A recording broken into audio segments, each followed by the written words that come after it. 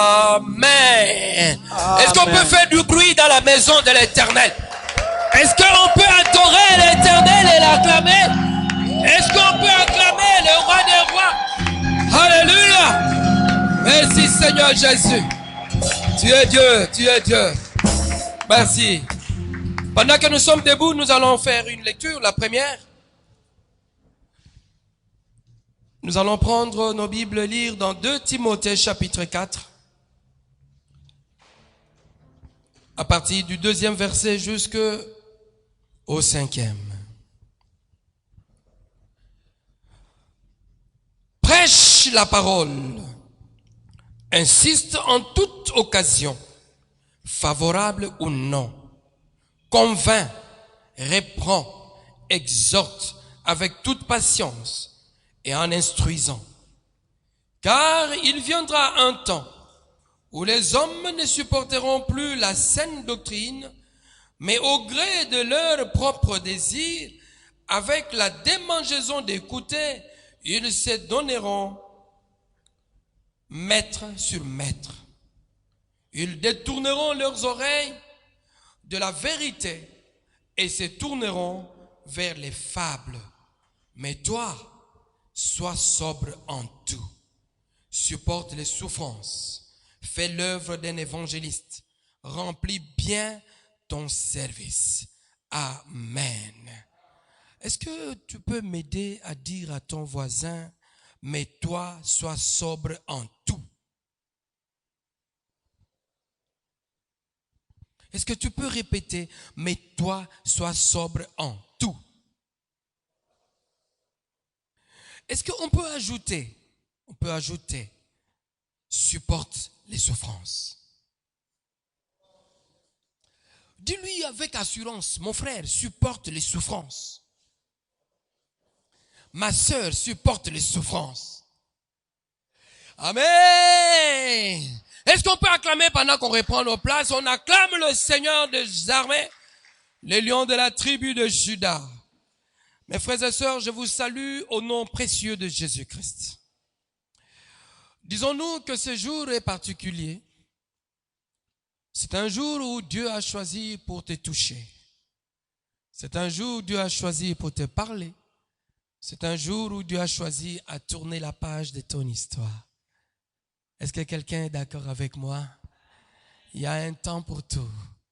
Un temps où tu as souffert, mais un temps où tu dois témoigner. Amen.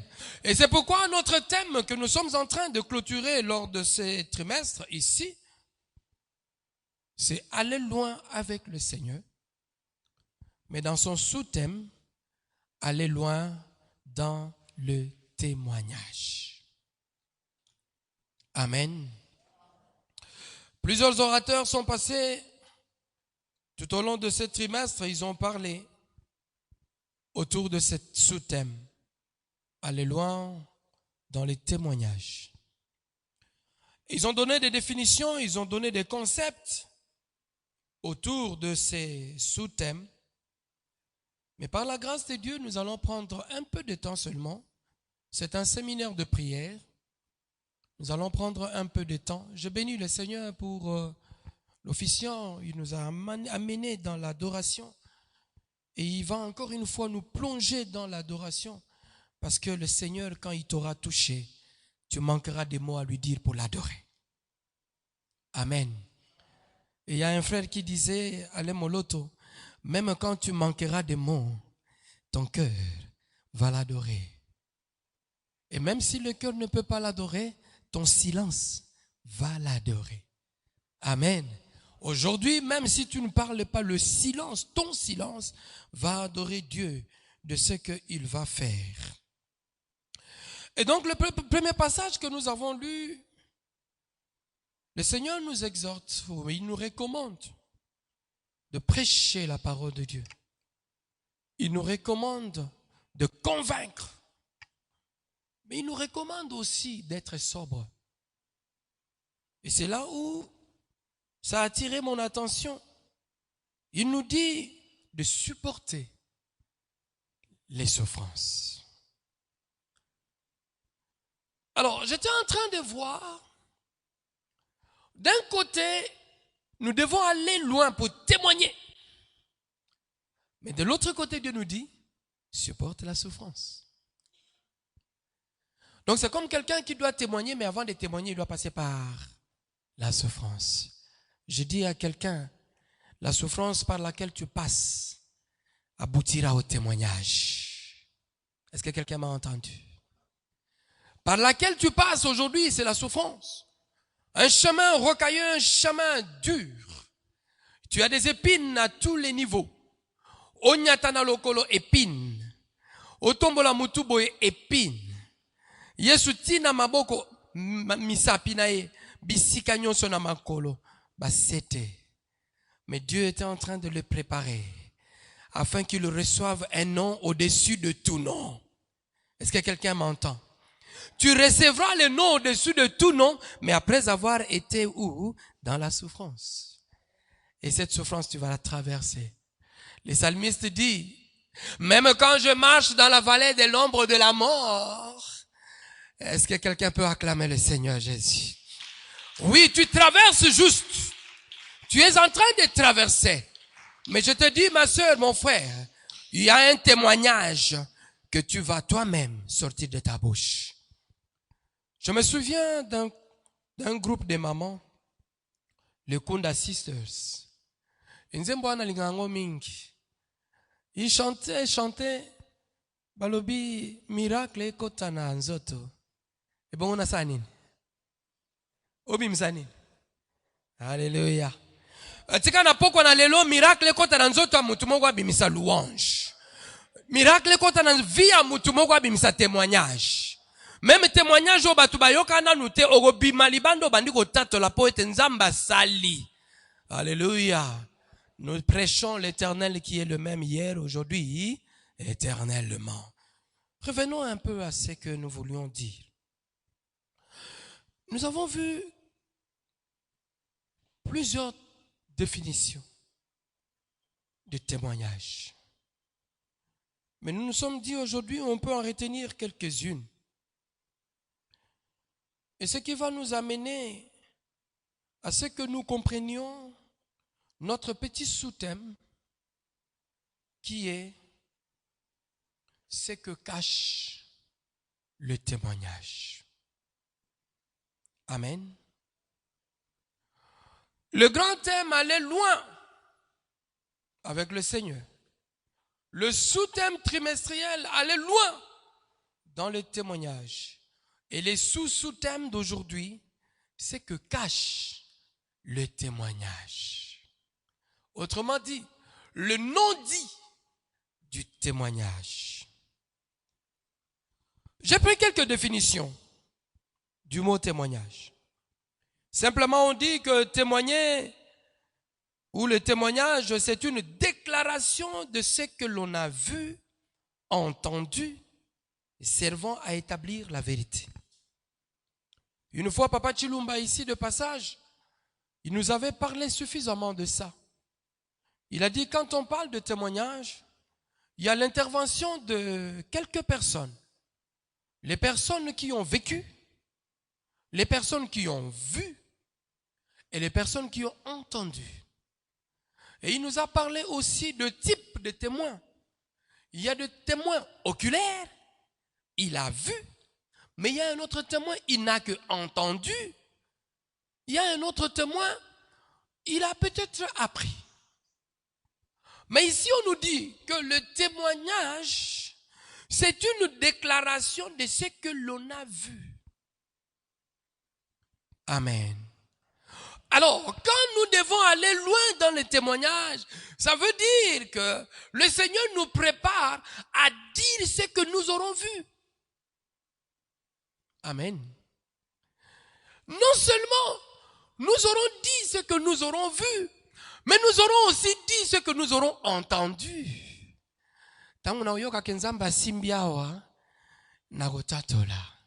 Mais tangu pe na uyoka kenzamba simbinga na osa nini na gotatola. Tika na poko lelo nzamba simba yo otatola.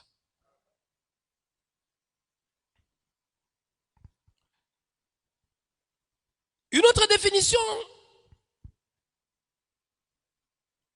c'est que c'est le fait de raconter ce que Dieu a fait pour soi.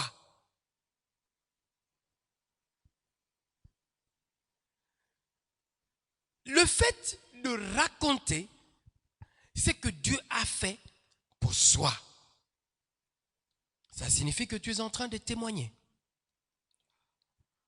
Et j'étais surpris. Lorsque j'étais en train de préparer cet enseignement, j'ai lu ce passage, je le lis souvent, mais avec une autre attention. Jean chapitre 1er, verset 29 à 34.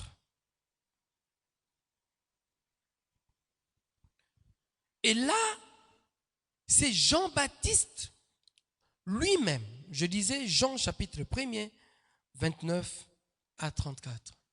C'est Jean-Baptiste lui-même qui parle de Jésus.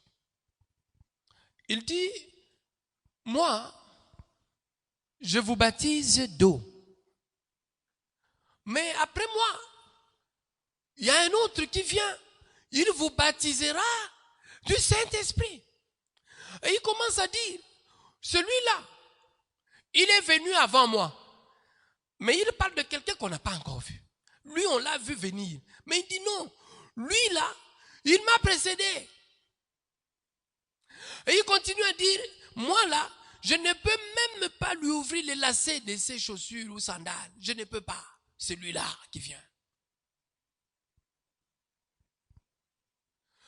Mais curieusement, quand j'ai lu dans Luc, chapitre 7, à partir du verset 18 et suivant, là, c'est Jean-Baptiste lui-même qui, dans Jean chapitre 1er, a fait témoignage de Jésus. Mais cette fois-ci, est-ce qu'il doutait? Est-ce qu'il n'était pas suffisamment éclairé?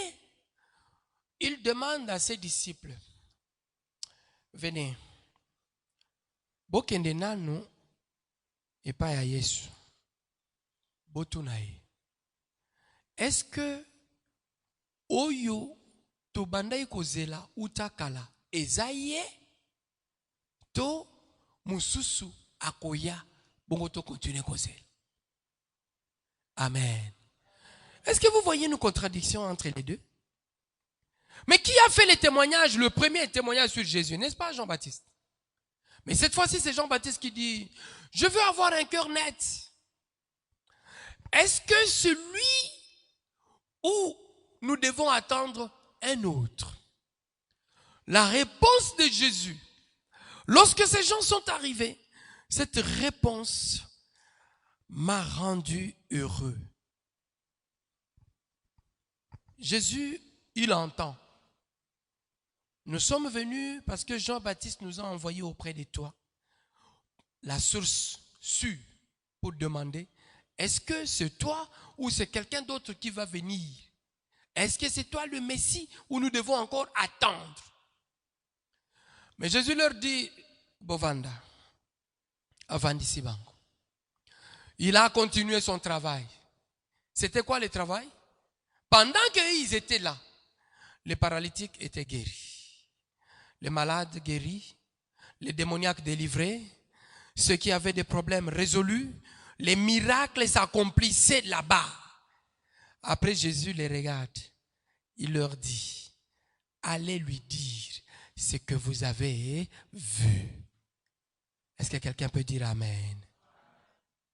Jésus n'a pas pris le temps d'expliquer pour dire, allez dire à Jean-Baptiste, le Jésus en question c'est moi.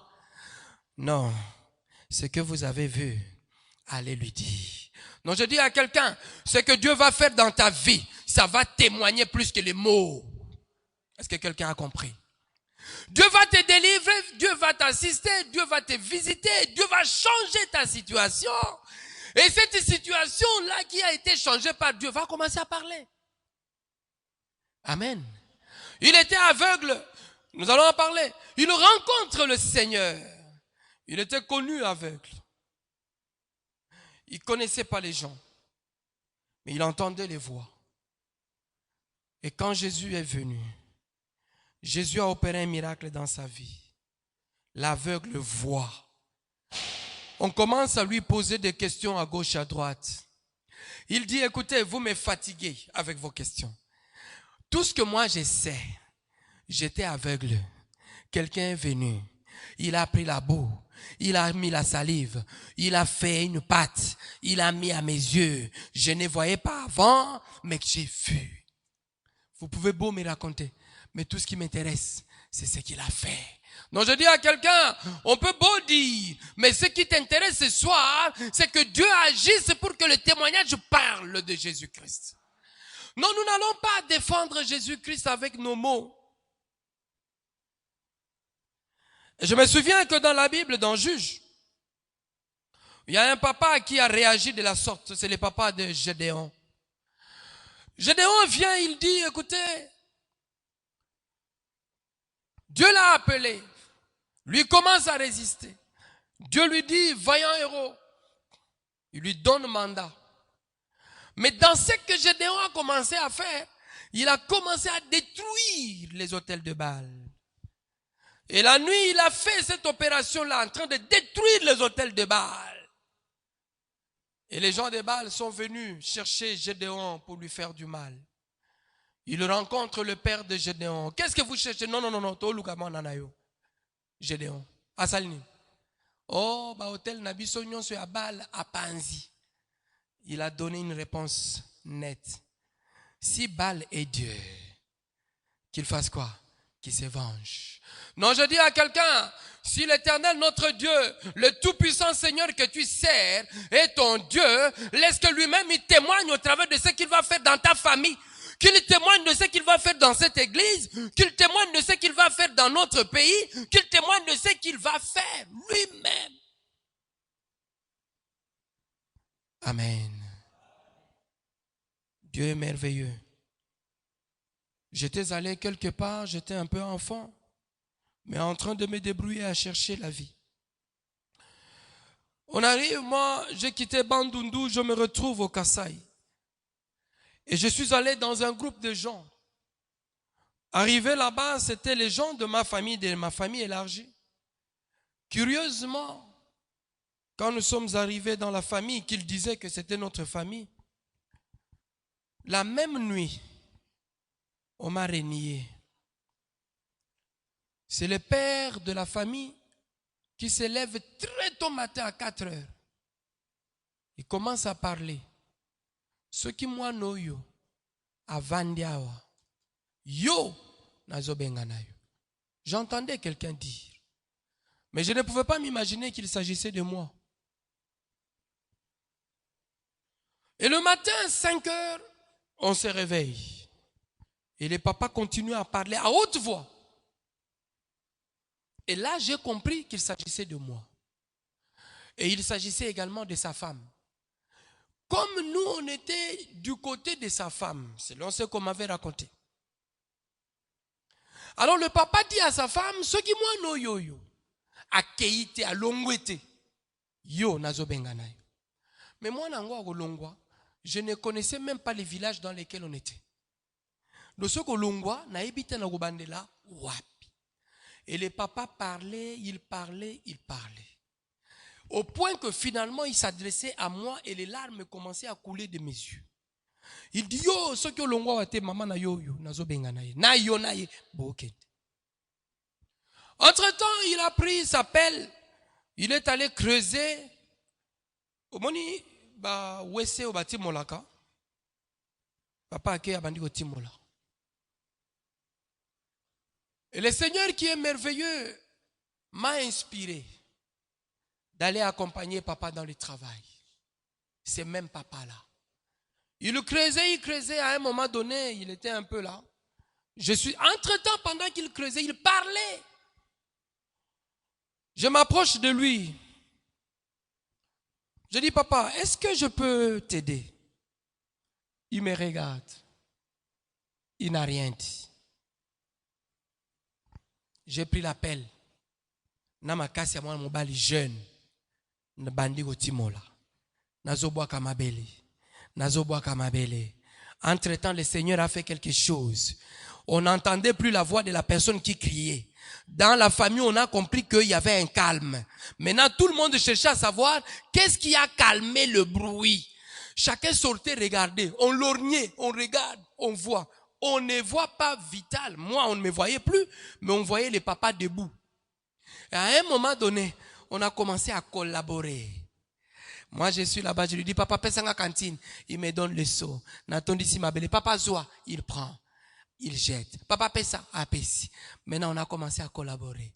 Après, j'ai entendu le papa dire lui-même. Naïeba kite que moi, nous, azara, moi, na famille, na biso. Alléluia. Mais qui lui a dit? Laisse que le Seigneur lui-même entre dans ton camp jusqu'à convaincre tes ennemis et à dire que tu es de lui. Nabimi. Papa Simbinga na loboko. Yaka. Et maintenant, il parle autrement à sa femme. Moi, non, ce qui allait nanouté. Yo, Olongwa. Alléluia. Le Seigneur est merveilleux. Est-ce qu'on peut acclamer le Seigneur Jésus-Christ? Il va rendre témoignage lui-même. Il va témoigner sur ton sort lui-même. Il faut aller. Mais avant aller, yo, zo kantine mai, pesa. Tata. Yaka sokolana no mama azo sala bilei olia nalobi nzambe azamalam nzamba. Non, ce qui m'est arrivé parce qu'il est le même hier aujourd'hui éternellement et comme la paye. Na musala na yo baba neko loba ba fiti ba longolo na musala tika ba changer maloba. Sœur moko ayemba nzembo lobi ba ko bongola maloba. Tika nzambe asala ke ba bongola maloba parce que Dieu lui-même va témoigner que tu es son enfant et parce que tu es son enfant akotika yote. Amen. Alors, je me suis posé la question. Pourquoi Jésus-Christ, au lieu de commencer à donner des discours, allait dire à Jean-Baptiste que c'est moi qui devais venir et je suis déjà là, que les gens croient en moi. Il lui dit, allez lui dire ce que vous avez vu. Et on ajoute dans la parole de Dieu, ce que vous avez vu, le paralytique marche. Allez lui dire que celui-là, il fait marcher les paralytiques. Otika nzamba sala oyaye oigoka mwisabatu na kombo na Yesu Kristo. Amen.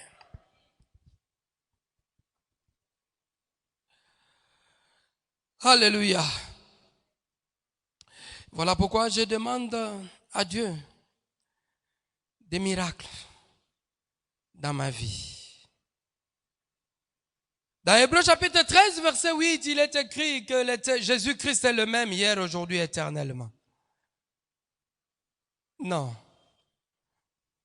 Ce n'est pas pour rien que la Bible nous dit que voici les miracles qui accompagneront ceux qui auront cru.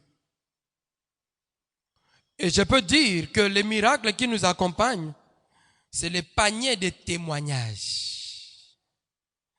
Toi, tu avances, les paniers de témoignages parlent. Pour convaincre ceux qui ont douté de Dieu. Pour convaincre de ceux qui pensaient que Nzambe est assis là. Pour convaincre ceux qui pensent que le temps des miracles est déjà passé.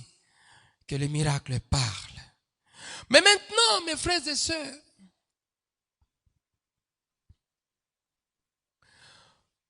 Dieu, il parle de témoignages. Autrement dit, il te fait un paquet de bénédiction. Et il t'annonce cela.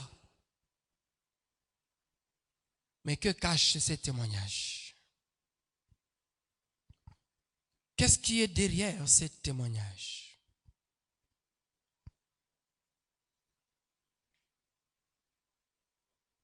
Dans Hébreux chapitre 10, versets 4 à 14, on parle de notre Seigneur Jésus-Christ.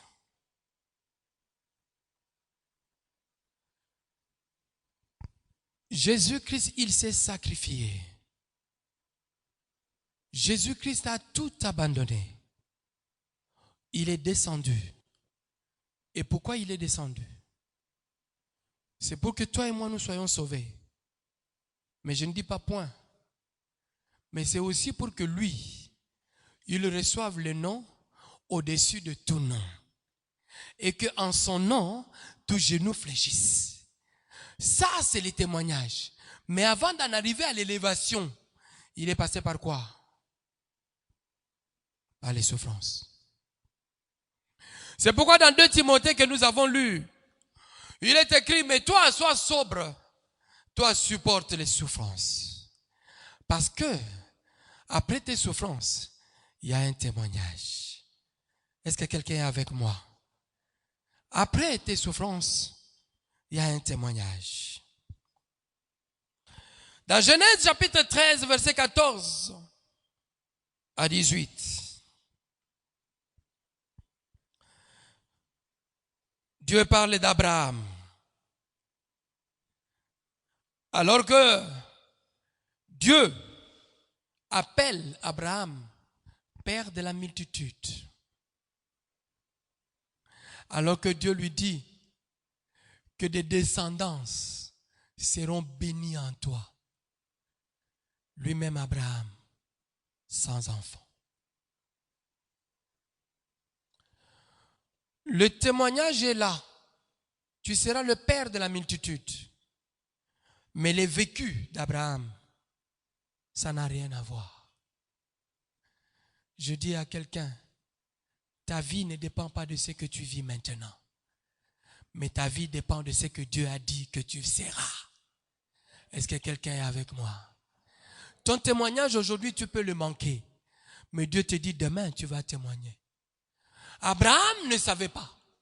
Et Sarah d'ailleurs, la Bible nous dit que Sarah s'est rie de Dieu. Lorsqu'Abraham reçoit des gens, Abraham reçoit Dieu. Et Dieu est en train d'annoncer qu'il va être le père de la multitude, il aura un enfant. Mais Sarah s'est moquée de ça. Pourquoi? Parce que la réalité qu'elle vivait, son âge à elle, et l'âge de son mari, si tu fais les calculs humains, c'est que l'homme l'a dit, c'est de l'utopie. Donc je dis à quelqu'un, les gens peuvent se moquer de ce que Dieu a dit pour toi, mais toi accroche-toi, ça va arriver. La Bible dit, attends-la, elle viendra, elle s'accomplira sûrement. Est-ce que quelqu'un est d'accord avec moi? Est-ce que tu peux acclamer le Seigneur Jésus? Est-ce que tu peux dire à Dieu, ta parole je l'attends, ta promesse je l'attends, elle s'accomplira sûrement. C'est là où nous avons dit ce que cache le témoignage. Dieu n'a pas dit à Abraham, tu seras le père de multitudes, mais tu vas passer par les difficultés. Il ne lui a pas dit. Mais il lui a seulement dit ce qu'il sera. Il ne lui a pas dit que le parcours pour arriver là-bas n'est pas bon. Et lui-même, le vieux Abraham, il a fait la même chose avec son fils Isaac. Il a caché à Isaac que non, la personne, la bête que nous devons sacrifier à Dieu, c'est toi. Papa, les bois sont là. Le feu est là. Mais je ne vois pas la bête. Le père ne lui a pas dit que la bête c'est toi. Donc je dis à quelqu'un, Dieu ne te dira pas que la personne qui va élever c'est toi. N'est-ce pas? Il te laisse passer. Il a besoin aussi de voir ton degré de patience. Il a besoin de voir ton degré de fidélité. Pendant que Mardochée était là à la cour du roi, Dieu ne lui avait jamais dit que Mardochée, toi, tu vas remplacer cet ennemi ici. Mais il l'a laissé trimer. Et grave encore, quand j'ai lu cette parole, j'ai dit, Seigneur, mais ton plan est merveilleux, mais tu nous caches des choses. Même quand Dieu a amené Mardochée à l'exercice royal, on prend Mardochée, il monte sur le cheval, on le fait marcher. La Bible dit que quand il est revenu, azongi na place na ya bande uvanda. Non, je dis à quelqu'un, tu peux t'asseoir là où tu es. Ce n'est pas un problème. Mais dis à ton âme, tu peux parler à ton âme. Lelo, nzoto ezomo na pasi, mais lobi. Nzamba bongiseli yango elo museso. Est-ce que quelqu'un est d'accord avec moi? Non, ton avenir dépend de Dieu. Ton témoignage dépend de Dieu. Parce que Dieu est derrière, il veut se glorifier. C'est pourquoi il veut que ton témoignage soit. Isaac, je vais aller vite, dans 3 minutes on termine, on se plonge dans la prière. On va parler à Dieu pour dire, Seigneur, le témoignage est là. Mais ce que je suis en train de vivre est en train de me ramener en arrière. Mais papa, simbanga makasi, na telema, pour que témoignage et cholate. Amen.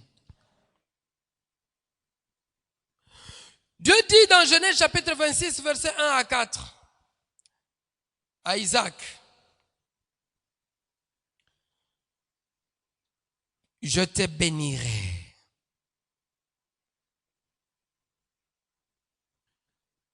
Parce que lui-même, Isaac, était le descendant d'Abraham. La bénédiction de Dieu sur Abraham allait jusqu'au niveau de la descendance que nous sommes. Et Isaac était directement le descendant. Et Dieu lui dit qu'il le bénira. Il voulait même fuir de la famine, aller en Égypte, mais Dieu lui dit, toi, ne pars pas, reste. Mais Dieu ne lui a pas dit que quand tu voudras bien puiser de l'eau, tu vas trouver le puits déjà bouché. Il ne lui a pas non plus dit que quand tu voudras creuser, tu verras que les gens viendront te quereller. Il ne lui a pas dit que même quand tu tenteras la deuxième fois, tu n'auras pas de l'eau parce que dès que tu auras de l'eau, on va te chasser. Mais je dis à quelqu'un, c'est que Dieu n'a pas dit à Isaac, il ne lui a pas dit qu'il y avait Rehoboth. Il ne lui a pas dit qu'il y avait Rehoboth, mais Dieu était en train de surveiller Rehoboth. Je dis à quelqu'un que Dieu est derrière Rehoboth, même si tu penses qu'il n'est pas là, il est là. Amen. Il y a un chant que nous exécutons, il est là au cœur de nos vies. Et c'est toi qui nous fais vivre. Mais quand tu regardes tout autour, par moment, tu regardes, tu dis, est-ce qu'il y a Zali, toi, Azate? Mais je veux te rassurer, mon frère, que le Dieu qui a été avec Isaac est le Dieu qui est avec toi.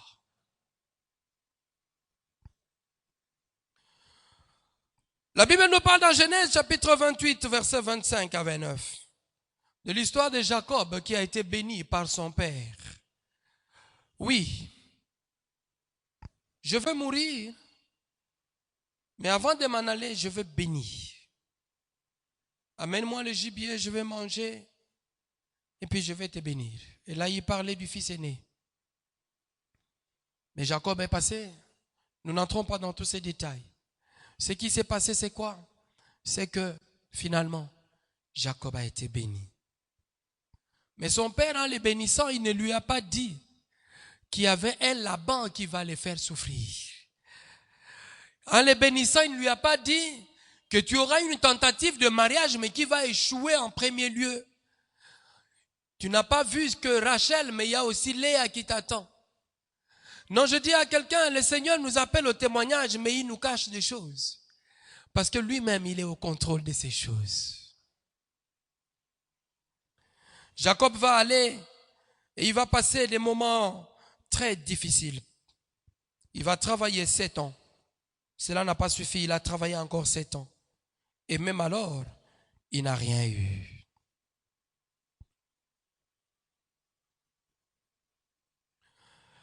Dieu va se servir de toutes ces souffrances-là pour te faire écrire un témoignage. Dieu va se servir de ces parcours-là pour t'élever. Il y a un adage qui dit que quelqu'un qui marchait a cogné un tronc d'arbre à Beti Libakou. Mais qu'est-ce qui s'est passé? Avant, il marchait lentement. Mais tant à Beti Libakou, de marche sanine, échangé. Mbango.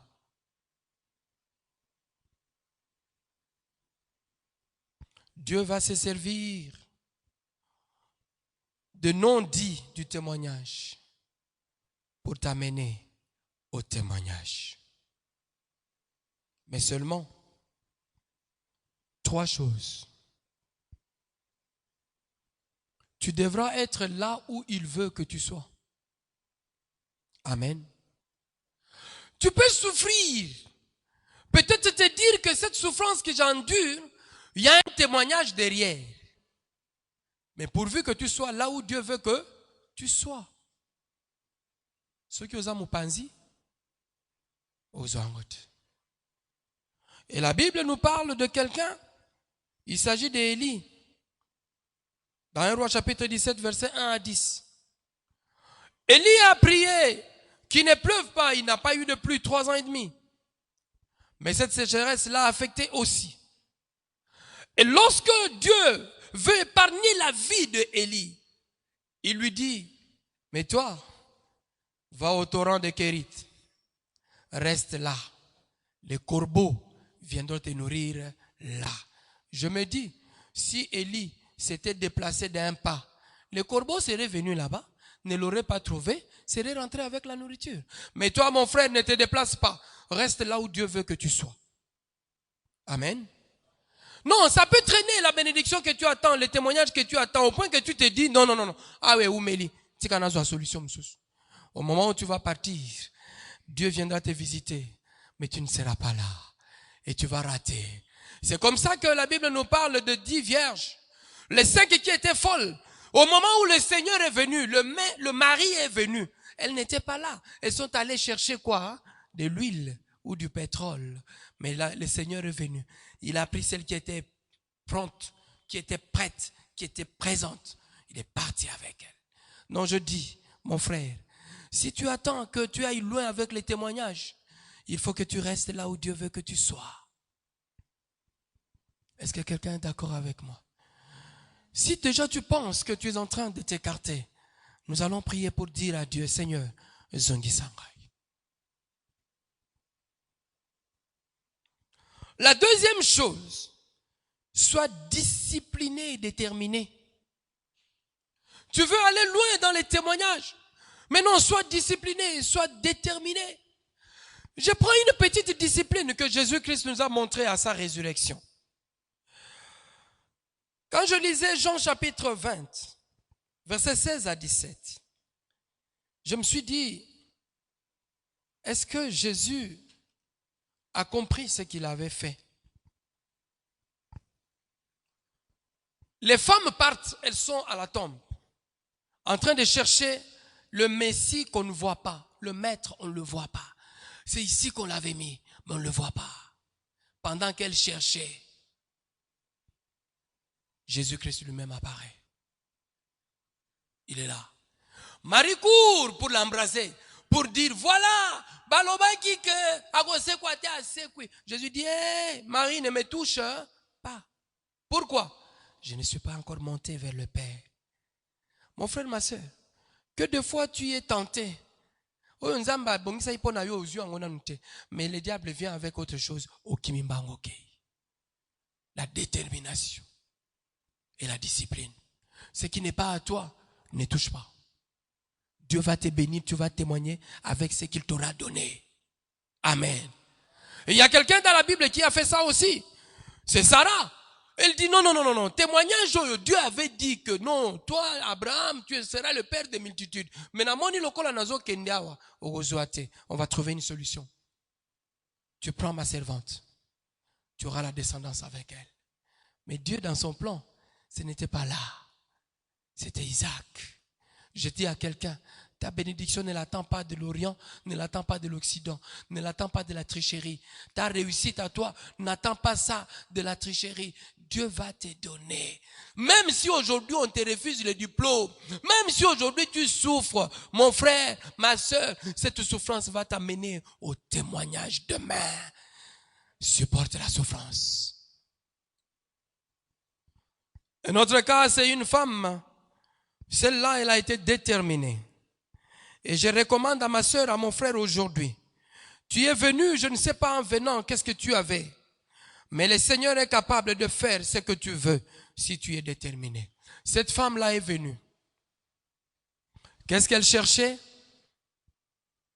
Elle avait souffert 12 ans de perte de maladie, perte de sang.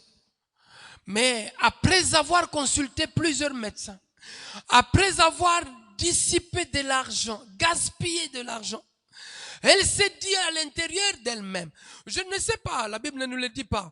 Est-ce qu'elle était venue la première fois, elle a vu Jésus en train de guérir? Elle dit non, cette fois-ci, il faut à la tournante. Je ne sais pas. Mais la Bible nous dit, quand elle est partie vers Jésus, avant de partir, elle avait déjà boutiqué un plan. Déterminée, elle dit, aujourd'hui, moi je vais partir, je vais seulement toucher à son habit et ça sera fini. Donc je suis en train de voir quelqu'un ici parmi nous qui est venu avec détermination pour dire, Nalanda nanga ba séminaire, mais yambaloyo, tango na kokende likambo nanga so zwi solution te loba likambo susu tika nzamba yoka losambo na yo. Est-ce que quelqu'un a entendu? Si tu es là, le Seigneur est là, il a entendu. Orobima wate soki nanu apesi yo e anote pe akopeso yango. Est-ce qu'on peut acclamer le Seigneur Jésus?